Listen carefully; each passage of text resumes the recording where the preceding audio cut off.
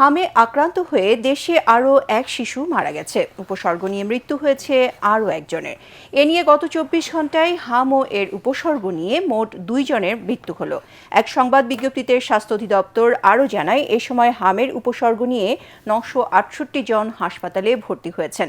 এর মধ্যে ৮০ জনের হাম শনাক্ত হয়েছে। এদিকে রোববার থেকে সারা দেশের সিটি কর্পোরেশনগুলোয় হামের বিশেষ টিকা ক্যাম্পেইন শুরু হচ্ছে বলে জানিয়েছেন স্বাস্থ্য সচিব কামরুজ্জামান চৌধুরী।